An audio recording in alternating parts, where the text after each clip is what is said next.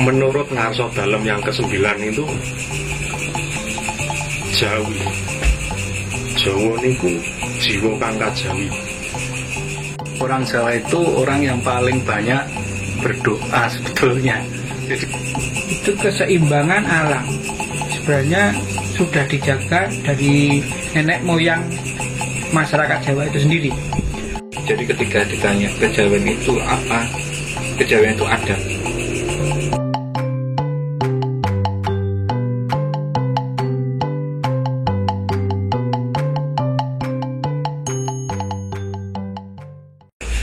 Selamat malam, selamat datang di Cupu Channel Jendela Dunia. Kali ini kita akan membahas tentang kejawen bersama Mas Rino, Mas Tono, dan Mbah Sulis. Saya Agung Trisnadi. Mari kita mulai.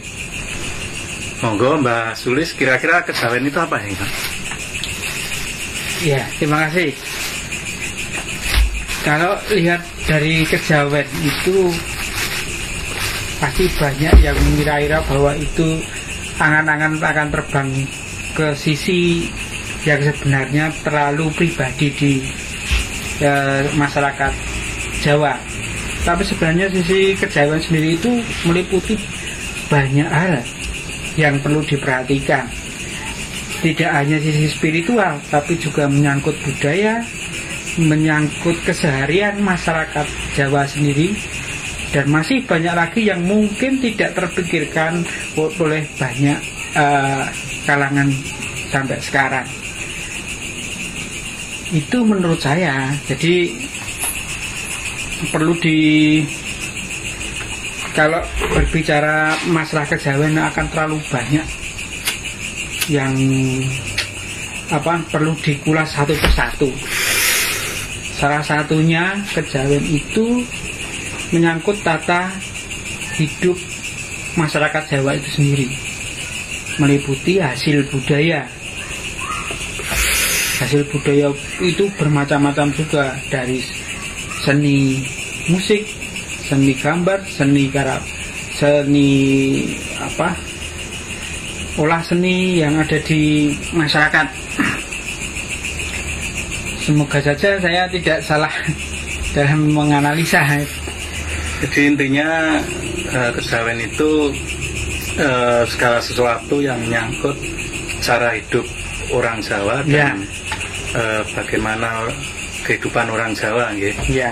Jadi intinya jadi luas sekali, karena kan selama ini dikenalnya seperti agama, atau hanya aliran kepercayaan, sehingga ketika kita bicara kejawen itu seolah-olah itu bicara tentang satu agama atau satu aliran kepercayaan. Mbah Tono pripun? Mbah nopo Mas nih? Mas Tono. Oke.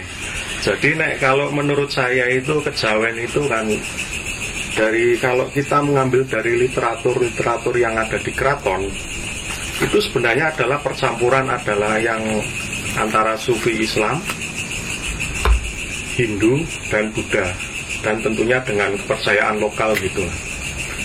Cuma itu kan kalau kita ngambil dari istilahnya naskah-naskah keraton, ajaran-ajaran kejawen itu. Cuma kalau itu yang nanti pada pelaku pribadi masing-masing, itu ya salah satu jenis jalan atau ya laku pribadi gitulah masing-masing yang mengaku sebagai orang Jawa. Nah, dan juga ini kalau tidak salah ini menurut ngarso dalem yang ke-9 itu Jawi. Jawa niku jiwa kang kajawi. Jiwa itu kan ya yang ada di dalam diri kita, itu yang kita keluarkan. Nah, berarti kan seperti yang jenengan pernah bilang ini kan, lahir niku utusane batin. Nah, itu berarti batin itu yang utama pada diri manusia, itu yang kita keluarkan, dan lakunya itu yang bernama kejawen karena kita sebagai orang Jawa. Nah dari situ nanti kan juga karena masing-masing individu itu punya lelaku masing-masing, dan ada juga yang berguru itu kan, yang nanti dari perguruan-perguruan itu kan membentuk sebuah aliran-aliran kejawen dengan masing-masing penghayatnya gitu kan. Cuma di sisi lain yang ada yang benar-benar itu sifatnya pribadi gitu. Nah, niku kan dari sisi spiritual, artinya dari sisi spiritual pun bahwa kejawen itu bukan hanya satu katakanlah aliran kepercayaan atau agama, tetapi kan ada aliran-aliran, banyak aliran, dan ada pula yang itu secara pribadi. Secara pribadi, dan itu juga yang secara pribadi itu juga saya melakoninya sendiri. Istilahnya saya juga nompo dawuh sendiri, saya lakoni sendiri. Ya sudah, istilahnya kan apakah nanti ini yang saya jalani benar atau salah itu urusannya nanti. Pokoknya saya jalani yang ini, dawuhnya ini sebaik-baiknya. Habis itu ya sumeleh saja kan. Sebentar, ini soal laku dan antara pribadi dan aliran itu sebetulnya kan laku atau tirakatnya itu kan banyak yang memiliki kesamaan. Misalnya aliran A, B, C ini mungkin mereka pakai tirakat kungkum atau poso.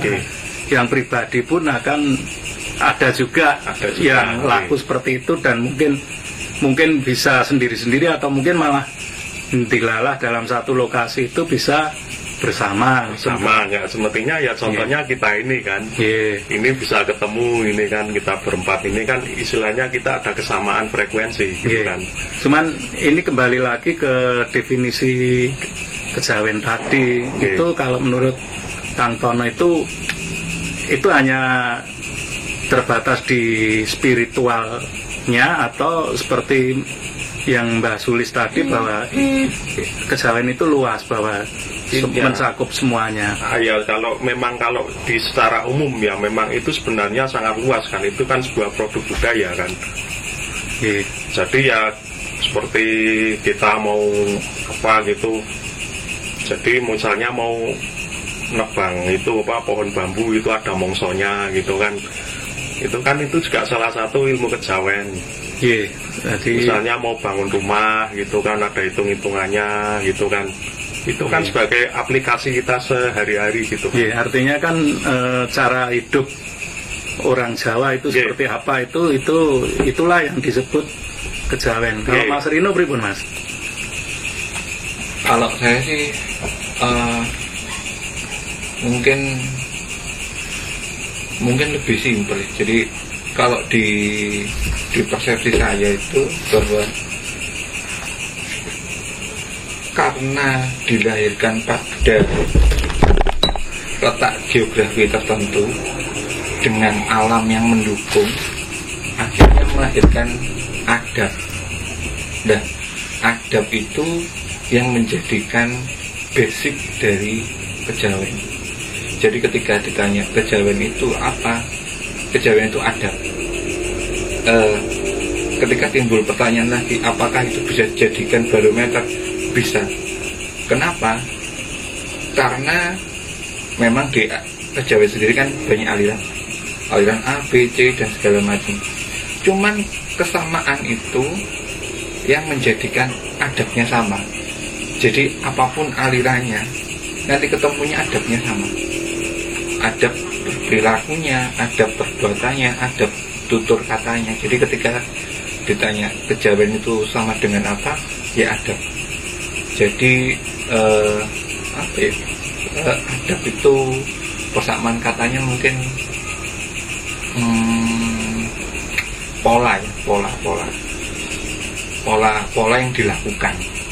Nah, yang jadi menarik adalah banyak sekali aliran kejawen yang kecenderungan polanya ketika dia mempelajari dengan baik tentang lingkungannya, tentang kondisi alamnya, ketemunya sama walaupun ajarannya berbeda-beda.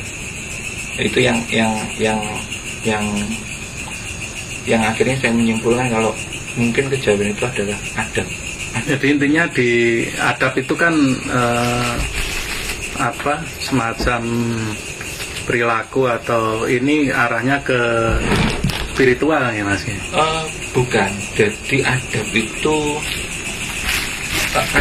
adalah basic yang menjadikan perilaku. Cuman memang kadang karena kitanya sekarang itu terimanya matang, kadang kita nggak ngerti sebabnya kenapa. Karena itu sudah harus begini gitu. Cuman nanti kalau pembahasan itu mungkin pembahasan yang lebih lanjut. Cuman basicnya adab itu adalah yang membentuk pola perilaku orang Jawa. Jadi mulai seperti kayak berkenalan dengan orang, masuk ke rumah orang dengan semua perilaku keseniannya, populasinya, berkenalan macam-macam. Artinya adab itu yang jadi pembeda.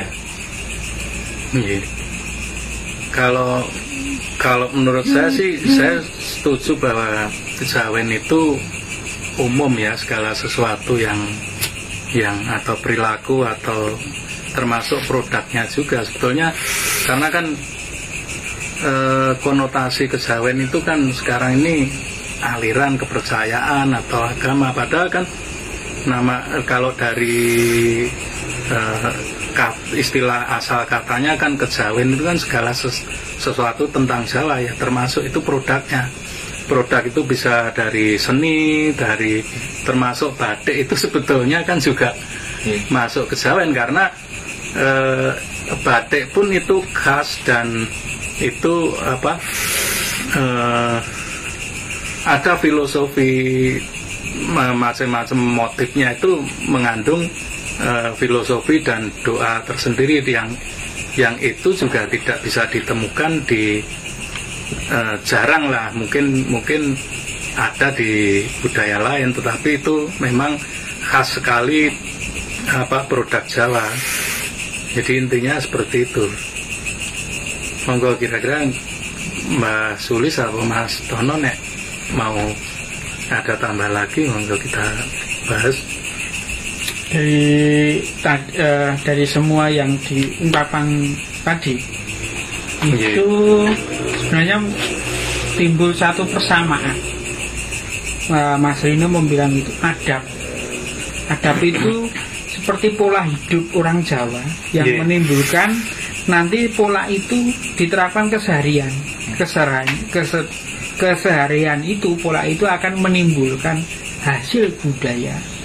Hasil budaya itu dapat berupa kesenian, dari seni lukis, seni musik dan sebagainya, dan bisa menghasilkan budaya untuk mengenal jati dirinya, seperti diungkapkan oleh Mbah Tono tadi, bahwa itu jati dirinya itu jalan untuk mengenal jati diri itu, salah satu jalan untuk berspiritual, mengenal terhadap Tuhannya, begitu Mas? Dan ya memang itu, walaupun sebenarnya untuk yang mengenal jati diri itu juga ya di belahan bumi istilahnya di daerah lain juga sebenarnya kan mengenal itu kan. Cuma karena kita ini tinggal di Jawa dan kita istilahnya ada DNA Jawa di situ, ya kita melakukannya ala Jawa. Ya seperti yang khas itu juga misalnya nomor dawuh gitu kan, atau mungkin ya sama ngaluhur atau leluhur gitu kan. Itu yang salah satu yang khas dari kita itu kan, maksudnya tata caranya juga khas gitu kan. Ya, ke spiritualnya seperti itu kan. Jadi berangkat dari adab itu yang memberi pola-pola yang kesepahaman orang masyarakat Jawa itu untuk saling berkomunikasi dan sebagainya, itu akan menimbulkan budaya spiritual yang seperti tadi. Nanti akan kita bahas mengenai spiritual tersebut. Kita definisinya bahwa kejawen itu adalah adab, menurut saya ya, dari perbedaan ini adab yang akan kesepakatan masyarakat di satu kawasan, terutama Jawa, yang akan menghasilkan hasil budaya berupa seni maupun olah diri, olah spiritual. Gitu. Apakah begitu, Mas Rino? Iya, jadi adab yang saya maksudkan memang seperti itu. Jadi adab itu yang membentuk sebuah pola yang akhirnya itu berbeda-beda pun sekalipun ketika dalam tataran yang sama ketemunya adabnya sama walaupun tata caranya berbeda. Itu yang menarik sebenarnya. Jadi ketika kita kalau zaman sekarang mungkin trennya tentang perbedaan ya, mungkin kalau kita berbeda mungkin di perilakunya tentang spiritualnya mungkin berbeda, tapi ketemunya adabnya sama. Menghargai orang lain, menghargai lingkungan, menghargai ciptaan orang, menghargai macam-macam, itu ketemunya adabnya sama. Nah itu yang menarik sebenarnya. Menarik maksudnya dalam arti itu mungkin ini pendefinisian yang mungkin terlalu sederhana ya. Jadi kalau dikatakan Jawa itu adab, ya bisa jadi sebab peradaban sendiri kan awalnya dari kata adab juga gitu. Jadi ya hal itu kemungkinan sih, kalau analisa pribadi saya, kemungkinan terjadinya karena ya kita kan memang tinggal di sini gitu. Iya. Makan, minum, air juga dari sumber tanah yang sama, akhirnya berperilaku sama. Itu sih. Nah, jadi kan yang masalah adab itu kan, kalau saya nambah itu kan, yang khas Jawa itu kan lembah mana, handap asor gitu kan, dan sopan santun gitu. Ya inilah Jawa, inilah kejawen sebenarnya. Sebenarnya kan ini kan yang namanya budaya dan watak itu sebenarnya dia jauh lebih lebih mendasar daripada sebuah keyakinan gitu, karena itu terbentuk secara otomatis di DNA kita gitu kan. Ya kecuali kalau mungkin orang tuanya ngajarinya beda, ya bisa beda gitu kan. Cuma memang ya itulah DNA-nya orang Jawa gitu kan. Ya, baik, menarik sekali ya. Nah, artinya dari pembicaraan kita dari awal itu mengenai penggambaran tentang apa itu kejawen itu selalu dominan ke spiritual. Jadi walaupun kejawen itu umum, tapi pengertian spiritualnya itu kental sekali, dan itu memang saya setuju sekali karena memang budaya Jawa itu, orang Jawa itu orang yang paling banyak berdoa sebetulnya. Jadi semua itu isinya doa. Ketika membatik pun di situ ada doa, misalnya dengan motif Sido Mukti, Sido Luhur, Sido Derajat dan sebagainya, itu kan doa. Semua tingkah laku orang Jawa itu kan termasuk dari orang laku, tirakat, itu udah jelas ya kalau itu arah spiritual itu doa. Tapi hampir semua budaya, produk budaya Jawa itu intinya adalah doa dan pengharapan pada Tuhan Yang Maha Esa. Nah sekarang ini kita sepakat bahwa itu spiritual dan itu adalah doa. Nah yang jadi pertanyaan itu yang banyak mitos dan hoax, yang entah hoax entah apa, itu anggapan bahwa orang Jawa itu nyembah demit, nyembah gaib, atau nyembah batu, bahkan nyembah pohon dan sebagainya. Nah sebenarnya kalau menurut teman-teman ini, siapa sih Tuhannya orang Jawa itu? Nah ini kan kita kan ada sedikit salah kaprah tentang nyembah itu kan. Nyembah itu kan posisinya gini. Kalau di Jawa itu kan nyembah terus dadi manembah terus embah. Ya istilahnya apa ya itu? Ya memang kita itu manembah kan. Cuma kan kalau nun sewu di dalam ajaran Islam tentu sendiri itu yang tidak diperbolehkan adalah sujud. Misalnya sujud terus ya apa niat untuk merendahkan diri di hadapan batu, itu setahu saya nggak boleh itu. Cuma kalau manembah, kalau begini ini kan sebuah sikap penghormatan gitu kan. Ini kan kalau di bahasa yang anu kan ini namanya kan anjali gitu kan. Jadi sebenarnya menghormat kan kalau yang menyembah ya. Istilahnya kan kalau secara Hindu ini nuwun sewu, kalau ini keliru mohon dikoreksi. Jadi ini yang untuk yang derajatnya lebih tinggi, kalau di sini yang sama dengan kita lah, nah di sini yang lebih rendah dalam hal ini adalah makhluk-makhluk, kalau istilahnya itu asra gitu kan. Ini kalau yang sesama manusia, kalau ini mungkin kepada Brahmana atau siapa gitu kan. Yeah. Itu tatarannya kalau di ajaran Hindu gitu kan. Nah kan kalau jenengan tadi tanya Tuhannya orang Jawa itu siapa, ya itu nanti kalau kita itu mencari sebuah kejati dirian, itu sebuah proses. Kita harus ketemu dulu dari yang bawah itu, step-step gitu kan, sampai ke yang paling tinggi. Istilahnya kalau paling tinggi itu Gusti tan kena kina yang ngopo. Yeah. Mau diapa-apakan pun dia di luar pikiran dan bayangan kita gitu. Jadi kesimpulannya itu berarti kan bukan menyembah, bukan batu, pohon atau menyembah demit. Iya, kalau kan tetap berketuhanan. Hanya kan konsep ketuhanan Jawa itu seperti apa? Ya itu dari masing-masing pribadi atau mungkin dari aliran-aliran. Jadi kalau misalnya ada seseorang, kalau ya memang sih kalau zaman sekarang itu ya ke pohon besar atau ke batu besar itu ya nuwun sewu golek nomor gitu kan, itu kan ya dalam tanda kutip itu sebuah penyimpangan ya, dari itu sudah satu hal yang berbeda. Cuma kalau kita mau memandang dari sisi spiritual, itu sebuah penghormatan kepada penunggunya. Iya. Jadi kita menghormati keberadaan dia, ya istilahnya karo tonggo lah, kita ater-ater gitu kan. Ya udah gitu aja sebagai penghormatan gitu kan. Sana kan karena merasa dia sini kan seneng gitu kan. Akhirnya kan kita ada sebuah hubungan yang tidak saling mengganggu gitu karena begitu. Kita menghormati sesama makhluk lain gitu kan. Jadi sesama intinya makhluk. apa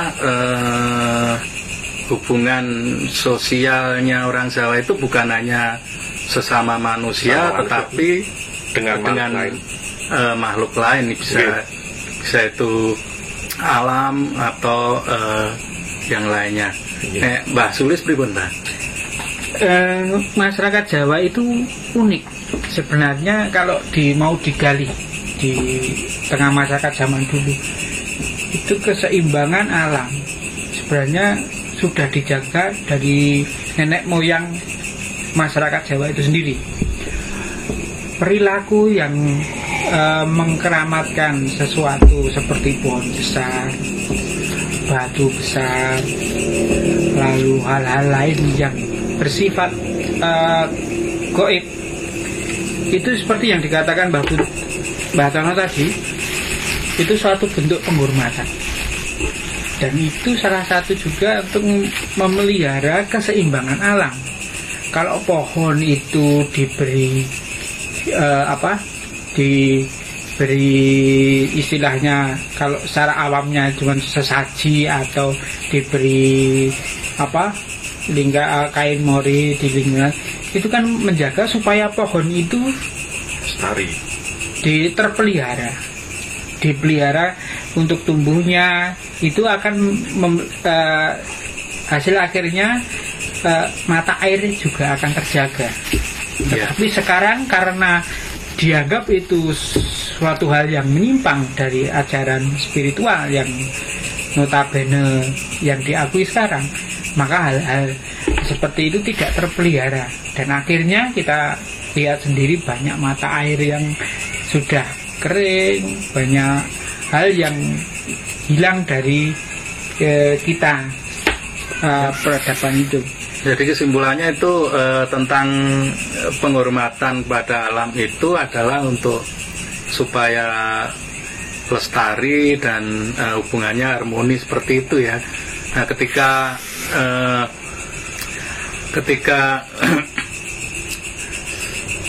kebijakan lokal itu hilang, maka orang akan semena-mena seenaknya untuk merusak alam. Ya, gitu.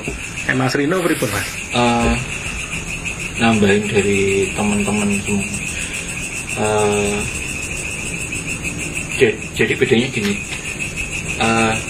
sepengetahuan saya, adab yang tercipta di masyarakat Jawa khususnya itu adab yang basicnya dari pemahaman secara batiniah.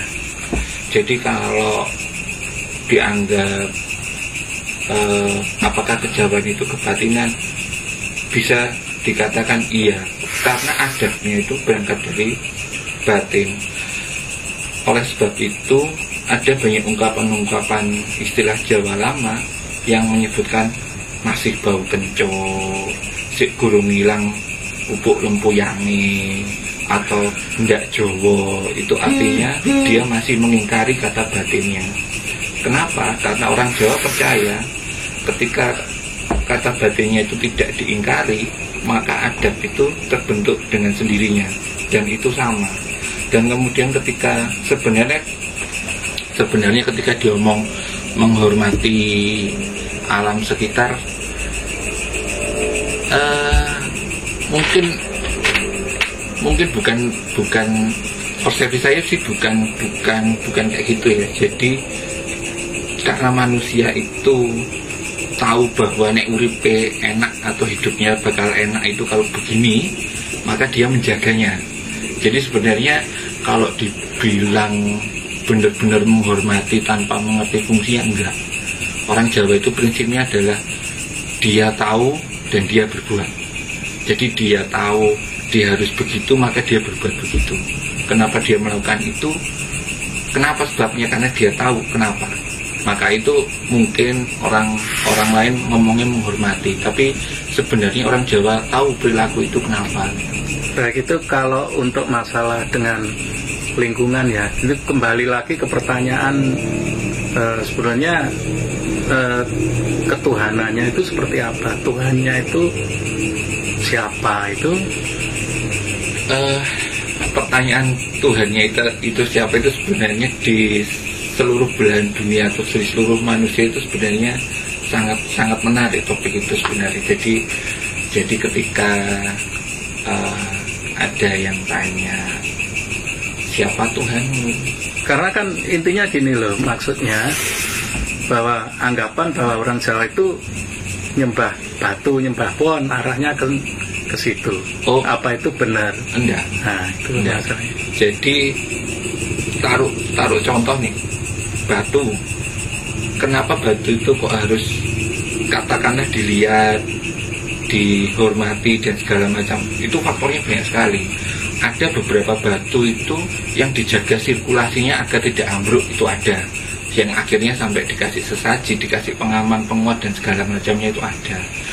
Ada lagi yang memang batu itu memancarkan gelombang energi yang bisa mempengaruhi orang.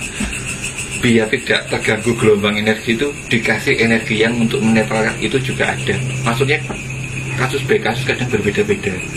Jadi intinya tetap ada Tuhan yang orang Jawa itu menyembahnya, entah itu persepsi dari masing-masing pribadi kan juga beda, dan iya, jadi masing-masing. Jadi ketika Tuhan itu sama dengan adalah kekuatan luar manusia, ketika persepsi Tuhan adalah sama dengan kekuatan di luar manusia, orang Jawa juga mengakuinya. Tapi ketika Tuhan itu kekuatan Tuhan atau sebagian Tuhan, manifestasi Tuhan di dalam manusia, orang Jawa juga mengakuinya. Jadi ketika dikatakan yang mana Tuhannya orang Jawa, ya semua itu, karena Tuhannya luas. Baik, menarik sekali. Jangan lupa subscribe dan like untuk bisa mengikuti topik-topik berikutnya tentang kehidupan di Jawa. Sampai ketemu lagi di Cupu Jendela Dunia.